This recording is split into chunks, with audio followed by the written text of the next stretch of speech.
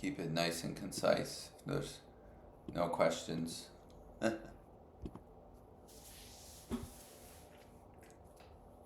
Mm.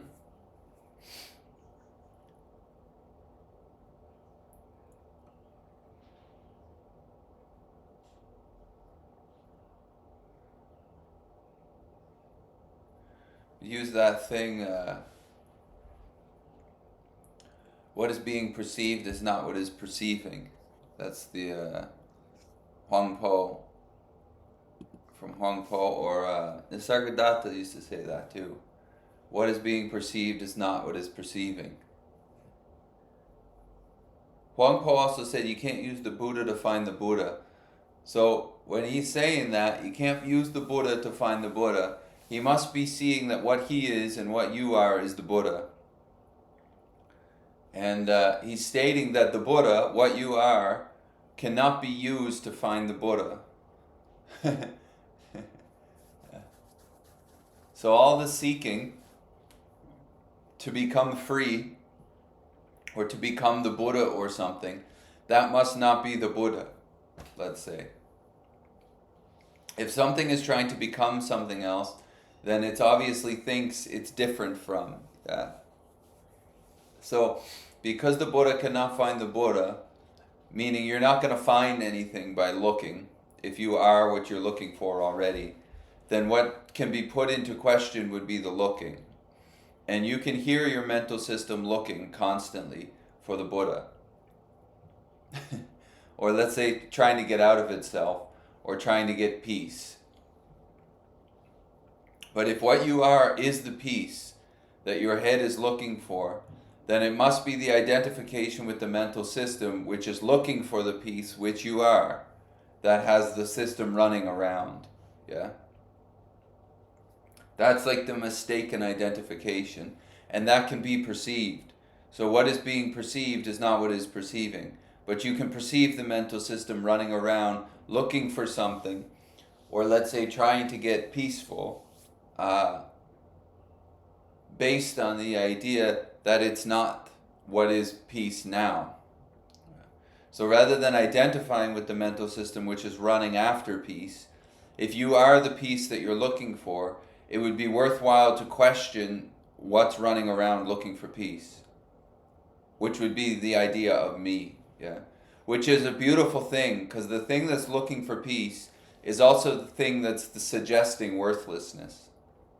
And as it suggests worthlessness, on and on and on, if I take myself to be it, then I'm going to spend my whole life trying to become something, or become worth, yeah? Or become eligible for worth, let's say. And that is that's a prison sentence, really. Because the brain will, at least in my experience, self will never give you the space to become worth. It will just keep searching for more and more worth all the time. So if you see that if you trust what Huang Po says, if you are the Buddha can't be used to find the Buddha, because you are the Buddha. So in that case, whatever is looking to become the Buddha, or to become free, or to become whole, would be put into question here.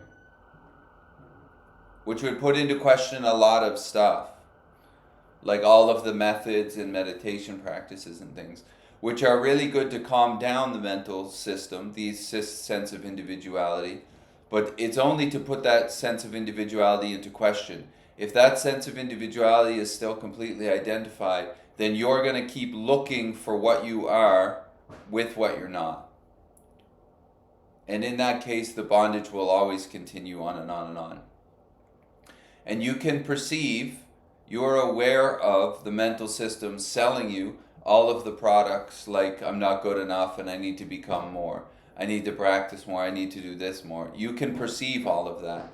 So if you trust Huang Po again, what is being perceived is not what is perceiving. Meaning if something can be perceived, that must not be what is perceiving it. You would be the perceiving. One of the things that you can perceive is the sense of individuality. Yeah? Meaning there's a perceiving of what you take yourself to be. Let's call it J or body.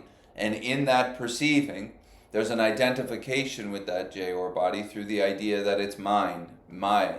But again, you can perceive that. So if something can be perceived, that what is perceiving it must be before it, essentially. Yeah. And then you would see that the sense of individuality, you, are searching to become what you already are from before it.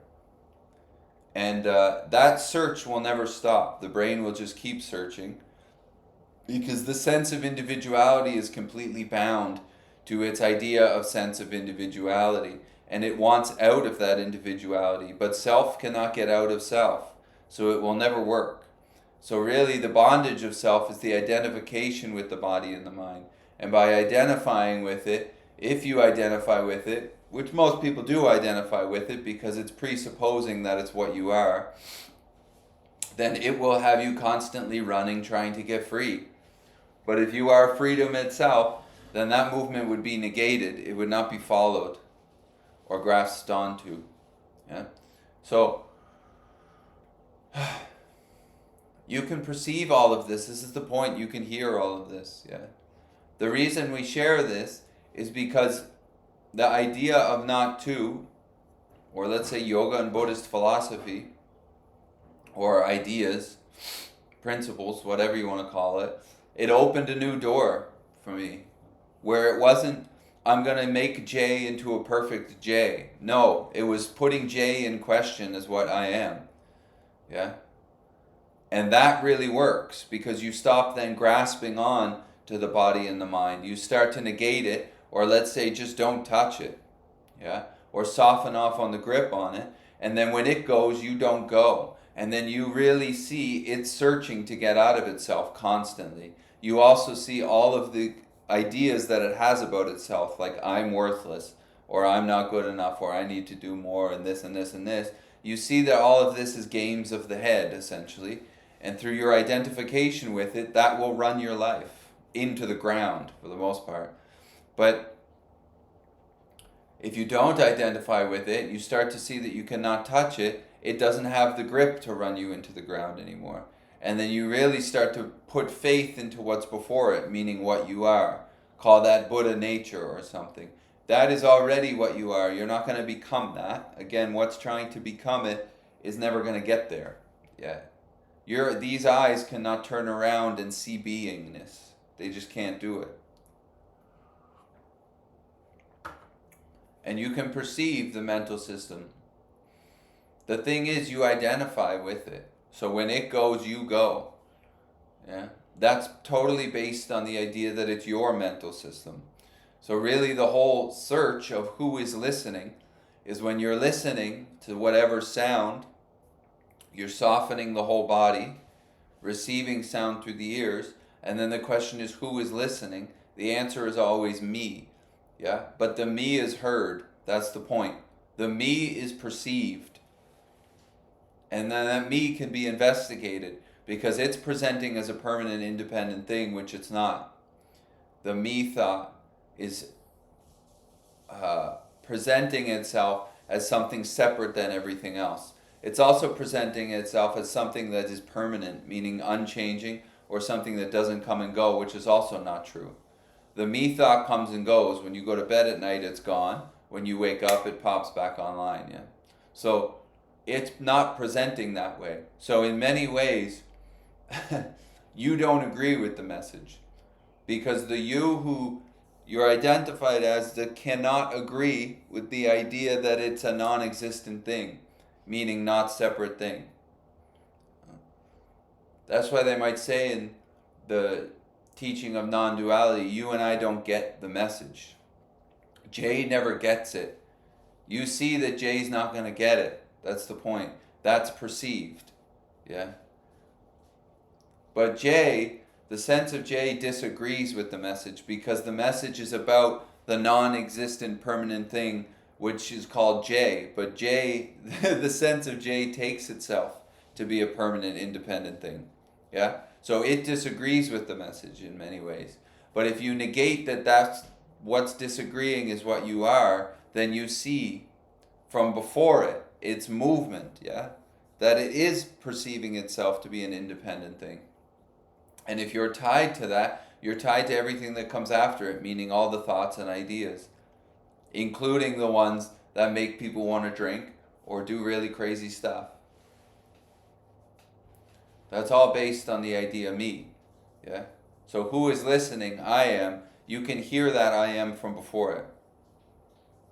And because of that, if you take the Huang Po, what Huang Po said, what is being perceived is not what is perceiving, you can perceive the answer me or I am. So obviously there's some listening which is before that me thought, which is always there when it comes and when it goes. Yeah? That must be what you are, or let's say closer to what you are, than the thought me. Because me comes and goes and puts you into a location of body, let's say, whereas what's before that doesn't really have a location. Because there's no thing before it, there's just that open listening, which is perceiving it, which is perceiving everything that is perceived. So if you don't see this, the whole point, I feel, is I tried all these different ways to get out of suffering, and none of them really landed. None of them really landed on this sense of relief as like something sustainable, or let's say something reliable. Because every technique that I was using was done as J, and it was trying to make J into a stable thing. But the sense of J is unstable. That's the movement of the head. Yeah. It's never going to stabilize. It's not supposed to stabilize. None of this about it. This isn't about demonizing it or trying to kill something that's not there, like an ego death. Whatever that is. This is not about that. That doesn't even make sense because the ego is not alive. Yeah. Nor is the thing the ego arrives to an independent thing which you can kill. So the whole idea is nonsense. But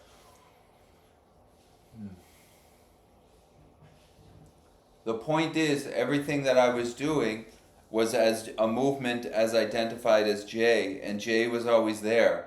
And then the J-ness would always change. So it wouldn't stabilize in peace, let's say, or relief. So I don't see any other way. If you're identified as the sense of individuality, your life is going to be frantic. Because the mental system is a frantic system. And it's bouncing back and forth. Because that's what it's supposed to do. There's no problem with that. But that's this life, yeah.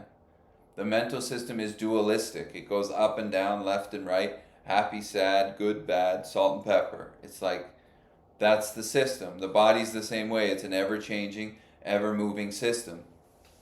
If you're identified with it, it's never going to stabilize. It's never going to be peaceful, let's say. It's always going to be judgmental because it operates on this is separate from that. So how could it not judge? You're not going to get out of it as it. You can't. You cannot do it. I just don't see any way to peace if I'm identified with the body and the brain. And the body and the brain will keep going on. Well, we're talking about sustainable peace, yeah, like yoga.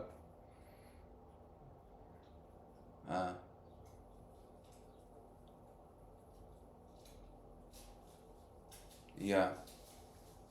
So what is being perceived is not what is perceiving, yes? You can perceive your mental system and all of its tricks, and you can perceive the idea of me. But if you investigate the idea of me, and you will see that inside the body, there is no separate thing called me. And then there's a non-grasping onto the me thought. You stop grabbing onto it, yeah, when you see that there's nothing there to grab. And when you stop grabbing onto it, there's a bunch of space from before it, essentially. Let's call that perceiving. The open field of open listening is perceiving all the contents of your experience. The thing is, you are part of the contents of experience. The idea of you is not what is perceiving. The idea of you is perceived from before it. You hear your head say me from before it. Okay? That's the whole point. So it's like the movie is projected on the movie screen, like Ramana Maharshi talks about. And now most people will say, okay, I'm the movie screen. But what's saying that? The I, the me thought who is saying I'm the movie screen is not the movie screen. That's part of the movie. Yeah.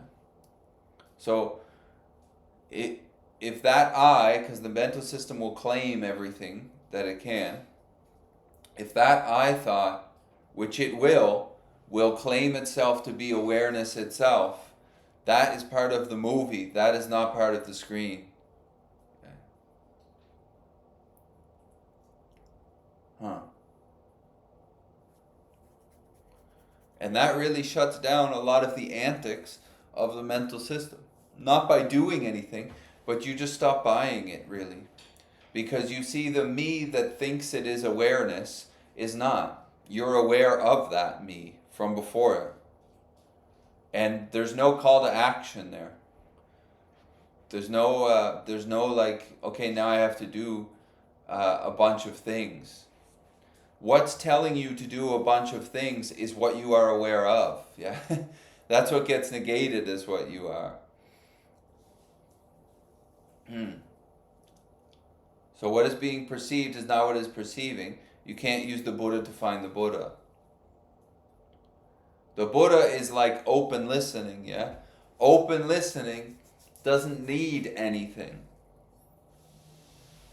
What is being heard is what is being identified with. In identifying with it, you're constantly trying to get back to the open listening. But you can hear it from the open listening already. So what is heard gets negated in your experience, yeah? Like the body, for instance. You can hear the body. You can hear the senses. Like you can perceive the eyes and the brain and the nose, mouth, ears, and the skin. You can perceive all of this. You can listen to that. If something is heard, you don't go with it and grab onto it. You let go of your grip of what is heard. That's the whole point. Because it's perceived. So obviously it's not what is perceiving. Now it's trying to become the perceiving, but it can't become the perceiving. The sense of individuality, that's its threshold, is the sense of individuality. J does not get out of J or beyond J. There's an open listening to J from before J. Body, mind, and world.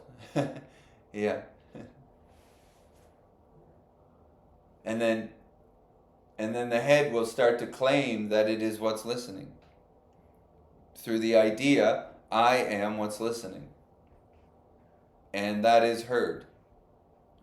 So you eventually just start to give up on the running around of the mental system, because you see that it will continue to try to get out of itself, but it can't. Yeah? Because there's no thing there to get out of itself. It's conditioned idea. Vana. So if something is perceived, it's not what is perceiving. If something is heard, and you can hear the body, you can hear the mind, you don't grasp onto it and identify with it. You don't touch it, essentially. And in the non-touching, you can only land in one place, which would be the Buddha, which is what you are now, yeah? But not as what's looking to become the Buddha.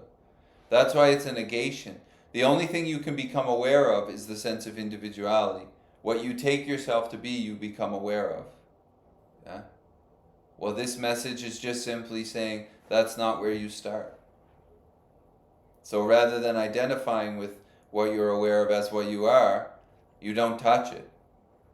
And in the non-touching of it, you can only land in one place, which is already what you are. Yeah. So whatever's being heard, hearing body, I can hear the mind, I can hear the world. You're obviously not that. Yeah. That's not where you start. Kapish, kaput. Hola. So if there's any questions, you can feel free to ask. Oh, I just see the thing here.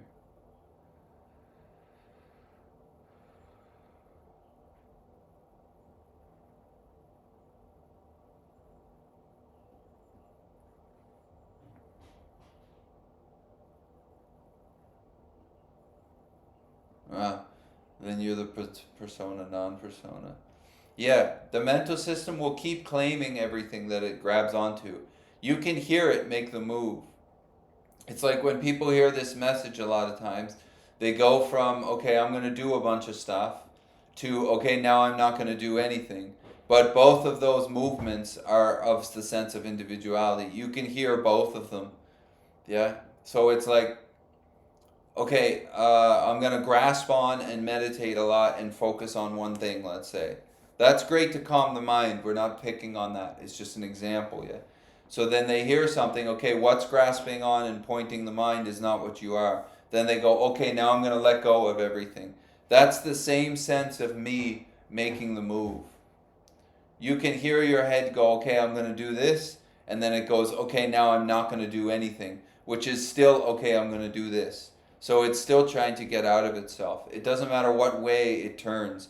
That's the point here. That's why I'm saying I don't see any way out of the back and forth of suffering if you're identified as the mental system. Because if it goes that way, it's going to cause a bunch of movement, and if it goes the other way, it's going to cause a bunch of movement, and that's its only two moves. Yeah? It only has two movements. That's why it's called duality. Yeah? Okay, I'm going to go that way. Okay, well, what you are, what's trying to go that way, that's not what you are. Okay, then the head will go, I'm going to go that way. Yeah? But you're still not the thing that's trying to make the move. So that's the point. It's like the more action that it tries to make, how could that get to stillness? Stillness must be before it, obviously. So you see the mental system make all these different moves, especially in spiritual practice. Spiritual practice is like worse than alcoholism in many ways. Not spiritual practice, let's call it addiction. But it's like the head is trying to get out of suffering, so it's going to go that way towards spiritual whatever, yeah? And then it will hear something, okay, whatever is making the move towards that, that's not what you are. And then it'll immediately make the other move. Okay, now I'm going to give all that up. But what's doing that is the same sense of me. It always comes back to the sense of me, which is the listener. Yeah? So really, you don't need to chase all the thoughts and ideas. It always just comes back to the sense of me. Who am I? Yeah? Or who is listening to those thoughts? I am. But the I am is heard. And if something's heard, you don't touch it. That's the whole point. Leave it alone. Yeah? It's manipulating this life more than living this life. For sure, that's my experience. The mental system, based on the idea that it's my mental system, is totally distorting this life rather than living this life. Its story is that it's living this life, but it's only living this life from its own distortion. Yeah? And I feel in spiritual practice, most people are trying to get out of the distortion, but they're trying to get out of the distortion as what's distorting it, and that just doesn't work. I tried that for that can't work. If you're identified as the one who is listening to the sounds, let's say listening to this talk, then you're totally tied to what comes after it. And you can't get out of that if you're identified as it. You just can't make the move. The peace will never land because the mental system will always give you another thing to do. Okay, I'm going to go that way. What's going that way is not you. Okay, I'm going to go that way. Yeah, it's just, it can't do anything else. That's all the mental can do. So if you can see that from before it, you can really start to open the hand on a lot of stuff, yeah? Like a lot of the chasing and the seeking that the brain has you doing based on the idea that it's messed up or worthless or whatever, yeah. Well, if all those ideas are about me, except there is no me, and the idea of me is not what I am, then they lose all their weight, pretty much. All those concepts, all those beliefs lose their weight if they're mine and there is no my. Yeah. They lose their influence on this life.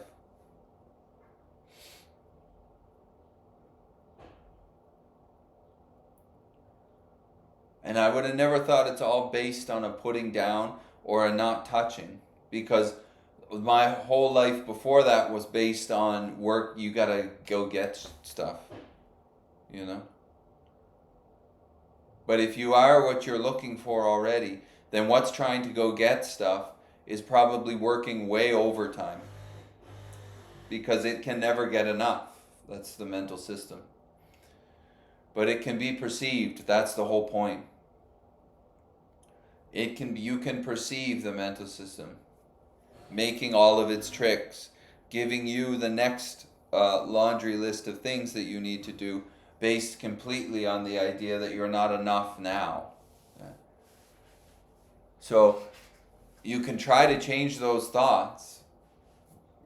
It didn't work for me, because if they're based on a me that I'm identified as, it's going to be dualistic. So it doesn't matter how long I can hold the thoughts or think I can hold the thoughts on the idea that I'm not worthless. As soon as something triggers the mental system, the worthlessness is going to go. It's just like, because you're not doing it. There's no doer of the mental system. It's going to flip at some point. And I've seen that enough times, I don't need to see that anymore. Both in my experience and in other people, yeah. When they tell me that they're super free and they've done all this whatever and that they've overcome everything, and then they get stuck in traffic and lose their minds. It's like insane, yeah. So you got to see that it's the root of the sense of me, who is the owner of the thoughts and the movements, that has me grabbing on to what is being perceived as what I am. But the me, who is the owner of this whole life, yes, that is perceived. That itself is perceived from before it. And then by not touching that, there's no order after that. It's just open listening, let's say. It's not grasping onto these ideas of do this and then you have to do this based on this and then this and this and this person and that. Because you see from before that the me who all of those arise to is just one of those thoughts. So the question is always, who's listening? Who's listening to the mental system? Me? Well, if that's perceived, that's not what you are, yeah? So you wouldn't go with that. And then maybe something else is heard. Like the voice of spirit or something, let's say.